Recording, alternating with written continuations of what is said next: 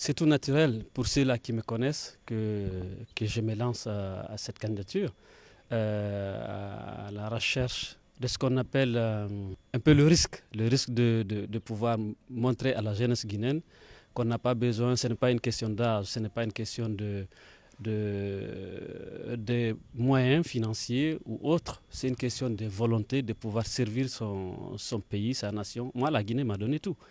La Guinée m'a formé, la Guinée m'a... C'est-à-dire, quand je dis la Guinée, franchement, c'est le peuple guinéen. Donc, j'ai des dettes, j'ai droit à restituer cela. Et je pense que la meilleure des façons, c'est de pouvoir proposer aux Guinéens une vie que les Guinéens méritent aujourd'hui, après 67 ans d'indépendance. Nous avons besoin d'un président rassembleur, d'une Guinée unie, d'une Guinée qui offre des perspectives à sa jeunesse et aussi qui donne une possibilité, l'ouverture et à l'avenir à nos enfants et à nos petits-enfants.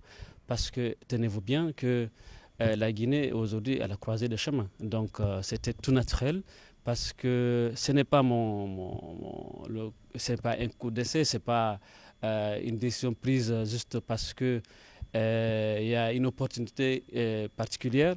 Sinon, je pense qu'à partir du moment où on a donné l'opportunité, la chance aux citoyens de s'exprimer à travers des élections présidentielles, parce qu'avant, on n'en avait pas. Et la nouvelle constitution nous le permet aujourd'hui. Et c'était pour moi c'est-à-dire un rêve qui est en train de se réaliser, parce que, tenez-vous bien, en 2018, j'étais candidat indépendant pour la commune de la Toma. Donc, ce n'est pas un hasard. Et je préfère que ça soit quelque chose de porté par les citoyens guinéens, et c'est la raison pour laquelle que je n'ai pas hésité, parce que je sais que nous pouvons changer la Guinée. Donc la candidature indépendante, naturellement, en Guinée, on est habitué à être classé par des partis politiques. Nous connaissons un peu le clivage que les partis politiques traditionnels dans lequel nous ont mis. Et aujourd'hui, je suis sûr que être candidat indépendant, c'est être d'abord indépendant soi-même, ne pas avoir de responsable que le peuple. Aujourd'hui, moi, c'est le peuple, les citoyens guinéens qui peuvent normalement me demander compte quand je serai élu. Parce que ce n'est pas un parti politique qui va me mettre en place. Et je pense qu'aujourd'hui, la Guinée a besoin de dépasser un peu ce clivage. Se loger, notamment bien manger, notamment aller à l'école. Ça devrait être aujourd'hui une priorité absolue. Et être en sécurité en Guinée. Donc, c'est entre autres des grandes lignes. Ensuite, nous disons que on doit franchement lutter contre la corruption. Aujourd'hui, la Guinée, c'est un pays où nous avons suffisamment de ressources. La question ne se pose pas. La Guinée, c'est un scandale en termes de ressources naturelles et aussi même en ressources humaines. Le problème, c'est qu'il y a un système qui est suffisamment ancré dans nos systèmes de gouvernance qui font que il va falloir que l'on change cette façon de faire, c'est-à-dire qu'il faut lutter contre la corruption. Et dans ce cadre-là, nous allons mettre une haute autorité qui pourra, suffisamment indépendante, de lutte contre la corruption. Les Guinéens ne devraient pas se poser des questions où est-ce que je vais aller pour réussir. Parce qu'on peut réussir en Guinée. Et ça passera par la lutte contre la corruption parce que nous avons les moyens, c'est juste les gérer. Qu'on puisse aujourd'hui aller au-delà de ces questions existentielles. Qu'est-ce que je vais manger demain ? Qu'est-ce que je veux mettre comme habit demain ? On doit dépasser cela. On doit permettre à développer un État plus fort. Quand je dis plus fort, un État qui donne la chance à toute la jeunesse guinéenne à trouver de boulot, à trouver de travail, à trouver d'occupation. Parce que sans cela, nous ne pouvons pas aller beaucoup plus de l'avant. N'oubliez pas que la Guinée, aujourd'hui, si je ne m'abuse, nous comptons plus de 75% de la population guinéenne est jeune.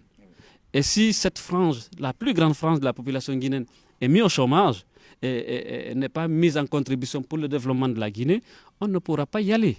Nous avons un mouvement qui nous soutient, que nous avons créé depuis 2017, avec lequel nous nous étions présentés aux élections communales à Ratoma ici en 2018. Nous avons suffisamment de ressources, des ressources humaines, des jeunes qui sont engagés depuis longtemps, des jeunes au niveau qui viennent de tous bords, parce qu'ils sont à un moment donné fatigués d'être parqués dans des partis politiques qui ont une ligne dure, qui ne changent pas, qui ne savent pas aujourd'hui que le monde est agile. Il faut accepter de s'adapter. Nous avons travaillé pour et nous sommes sûrs que cette fois-ci, c'est le moment gagnant. Je dirais au peuple de Guinée, c'est une occasion rêvée que vous avez aujourd'hui devant vous.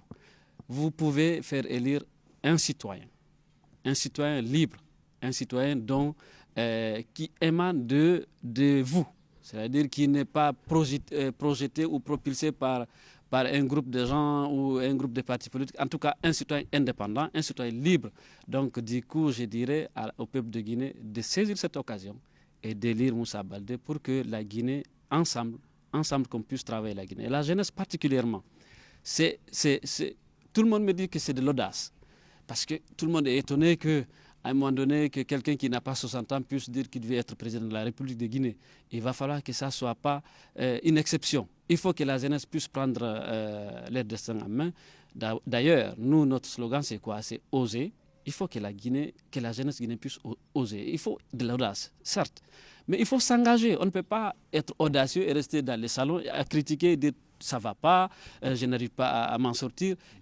Quand tu oses, il faut sortir, t'engager. Et engagez-vous, votez pour que ça change.